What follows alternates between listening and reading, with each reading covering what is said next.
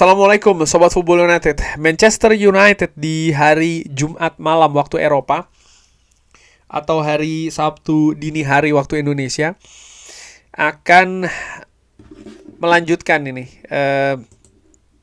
Premier League ya. Manchester United akan menghadapi Bournemouth. Nah, Manchester United sedang diliputi situasi yang positif menurut gue, dengan bisa mengambil jarak ya, bahkan menurut gue saat ini kokoh di peringkat ketiga. Manchester United akan bertandang ke Vitality Stadium di Bournemouth, stadion kecil ini dengan kapasitas 11.300-an. Ya, situasi yang menarik begitu ya. Ada banyak optimisme, iya, apalagi kalau melihat Bournemouth ini bukan klub besar begitu ya, dengan stadion juga tidak besar. Tapi ada hal menarik ini. Gua melihat ya, bagaimana Bournemouth ketika bermain di kandang sendiri, mereka terakhir kali kalah itu terjadi di tahun 2025. Tepatnya ketika mereka terakhir kali kalah itu bukan di tahun 2025 ya, tapi di tahun 2026, di awal 2026, di bulan Januari, di tanggal 3. Mereka kalah 3-2 menghadapi Arsenal. Dan sebelumnya mereka kalah menghadapi Everton. Nah, itu baru terjadi di tahun 2025 ya. Di awal Desember mereka kalah 0-1 menghadapi Everton. Bisa dilihat ya, kalah tipis, kalah 0-1 menghadapi Everton. Pada saat itu Jack Grealish yang mencetak gol. Dan kalau gue lihat misalnya ketika menghadapi Arsenal mereka kalah 2-3. Ini situasi juga yang menarik, bagaimana mereka sempat unggul 1-0 dulu, lalu mereka tertinggal 1-3 dan mereka mengecilkan keadaan menjadi 2-3. Situasi yang tipis dan menegangkan ya, dan cara itulah yang bisa mengakhiri perlawanan Bournemouth di Vitality Stadium. Setelahnya, ya mereka tidak terkalahkan. Bahkan setelah kekalahan menghadapi Arsenal, mereka bisa menang menghadapi Tottenham Hotspur dan juga menang menghadapi Liverpool. Lalu 3 pertandingan setelahnya berakhir dengan imbang, termasuk juga hasil 1-1 ketika menghadapi Aston Villa. Dan itu pertandingan di kandang sendiri. Bagaimana pertandingan Bournemouth secara keseluruhan saat ini? Terakhir kali mereka kalah di Premier League itu ketika menghadapi Arsenal itu, Sobat Football United, di awal bulan Januari. Setelahnya mereka tidak pernah kalah di 1, 2, 3, 4, 5, 6, 7, 8, 9, 10 pertandingan. Di 10 pertandingan Premier League, gue ulangi lagi ya, di 10 pertandingan Premier League mereka tidak terkalahkan. Ini catatan yang menurut gue catatan yang luar biasa, catatan yang positif tentu saja untuk Bournemouth menjamu Manchester United. Di sisi lain ini juga situasi yang harus dianggap sebagai hal yang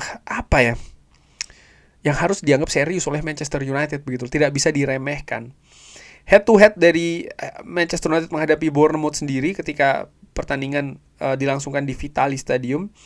Di 2 pertandingan sebelumnya berakhir seri ya, 1-1 dan juga 2-2. Dan di tahun 2023 Manchester United bisa menang 0-1. Di tahun 2019 dan 2018 Manchester United sempat kalah sekali, tapi itu sudah terlalu lama menurut gue. Tapi yang terbaru di 3 pertandingan di Vitality Stadium Manchester United tidak terkalahkan. Ini merupakan fakta dari pertandingan yang menarik. Musim lalu Manchester United hampir kalah, tertinggal dulu 1-0 melalui Semenyo sebelum disamakan kalau tidak salah oleh Rasmus Højlund ya, di penghujung pertandingan menurut gue. Di situasi yang akhirnya membawa Manchester United ini mendapatkan 1 poin dari Vitality Stadium. Ya betul, Rasmus Højlund. Nah, bagaimana dengan situasi saat ini? Ini yang menarik menurut gue. Salah satu hal menarik juga yang disaksikan ataupun diperhatikan adalah bagaimana Bournemouth dalam 4 pertandingan terakhir di Premier League ya, mereka hanya mencetak 1 gol. Jadi di 4 pertandingan terakhir di Premier League mereka hanya mencetak 1 gol, yaitu adalah ketika bermain di kandang 1-1 menghadapi Sunderland.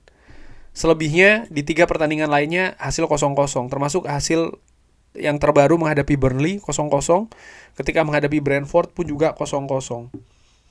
Ketika menghadapi Burnley, Bournemouth ini sangat dominan ya. Mereka bahkan expected goals-nya nih 2,5, tapi mereka tidak bisa mencetak gol nih. Mereka ada 22 total shots, tapi dari 22 total shots itu ada 2 penyelamatan saja dari kiper Burnley. Jadi lini depan kayaknya menjadi masalah nih bagi Bournemouth ya. Ketika menghadapi Sunderland pun juga XG-nya dia sebenarnya 1,7 dengan ada 2 big chance. Tapi dari 2 big chance dan juga XG 1,7 itu artinya bisa mencetak 2 gol sebenarnya, tapi hanya 1 gol yang terjadi di pertandingan itu. Menurut gua ada kemungkinan memang situasi lini depan dari Bournemouth ini yang bermasalah. Mungkin dengan cabutnya Antoine Semenyo ya, memberikan pengurangan kualitas di lini depan dari Bournemouth sejauh ini. Nah, dan menurut gua ini yang terbalik dari Manchester United. Artinya Manchester United justru sedang positif-positifnya nih dari sisi mencetak gol. Manchester United sedang tajam-tajamnya. Nah, gua memprediksi pertandingan ini, gue bisa jadi salah, tapi prediksi gua adalah kemungkinan memang Bournemouth akan lebih mengambil posisi bertahan. Ini bukan situasi yang biasa mereka lakukan di 2 pertandingan sebelumnya ketika menghadapi Bournemouth dan juga ketika menghadapi Burnley dan juga menghadapi Brentford ya. Bournemouth ini tampil lebih menekan dengan lebih banyak shots misalnya yang mereka bukukan ke gawang lawan, walaupun 2 pertandingan tersebut berakhir dengan 0-0.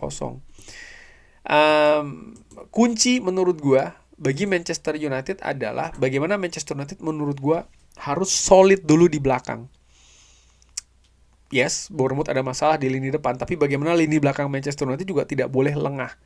Karena kalau lini belakang Manchester United ini solid, gue berpikir akan ada frustrasi misalnya yang besar di kubu Bournemouth. Bournemouth sendiri kalau gue lihat memang 3 pemain terbaiknya dari average rating SofaScore memang ditempati oleh pemain tengah dan juga pemain belakang. Ada Marco Senesi pemain belakang, James Hill pemain belakang, dan juga Alex Scott. Sementara penyerang mereka mungkin yang berbahaya adalah Evan Nilsson dan juga Eli Junior Krupi. Masing-masing membukukan 8 dan juga 6 gol. Tapi bagaimana Manchester United kalau memang bisa kuat lini belakangnya, lalu secara variatif, secara mungkin juga banyak melakukan percobaan ya untuk membongkar pertahanan dari Bournemouth, gua melihat Manchester United bisa mendapatkan kemenangan mungkin di Vitality Stadium kali ini ya. Gua optimis. Kenapa gua optimis? Karena memang Manchester United sedang dalam situasi yang positif, menghadapi potensi misalnya Bournemouth tampil bertahan. Manchester United gua pikir punya kemampuan untuk mencari solusi membongkar pertahanan tersebut, dan dari situasi lini depan Bournemouth yang sedang bermasalah, artinya kemungkinan misalnya Bournemouth ini melakukan counter attack, transisi cenderung bisa diatasi oleh Manchester United, sehingga dominasi di pertandingan nanti gua berekspektasi itu bisa diambil oleh Manchester United. Nah, untuk bisa mendominasi, menurut gua agresivitas dan juga determinasi ini menjadi kunci. Di samping juga variasi dalam melakukan serangan. Oleh karena itulah, gua perkirakan Manchester United yang ketika gua bikin video ini, gua belum dapat kabar misalnya dari Matthijs de Ligt, Lisandro Martinez dan juga Dorgu, di mana gue perkirakan 3 pemain ini yang akan absen. Maka gue perkirakan Sean Elements akan turun di posisi penjaga gawang.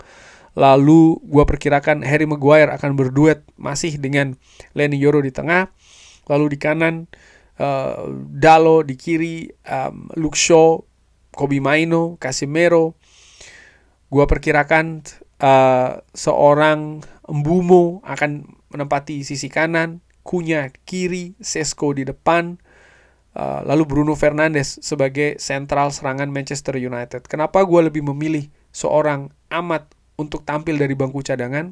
Gue melihat bahwa bagaimana ketajaman dari Sesko dan juga Mbeumo serta Cunha dan juga Bruno Fernandes ya, ini sedang bagus-bagusnya. Sehingga gue pikir akan lebih efektif jika Manchester United langsung mendobrak dengan kualitas yang lebih bagus di lini serang untuk bisa mendapatkan solusi mencetak gol secepat mungkin.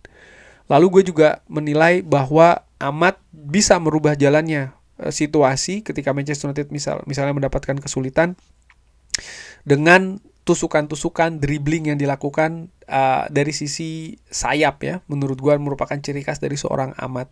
Sehingga gue lebih memilih untuk mencadangkan Ahmad. Pemain lain misalnya seperti kayak Mason Mount, kalau secara fisik dinilai sudah siap diturunkan, bisa juga mendapatkan menit bermain di sana.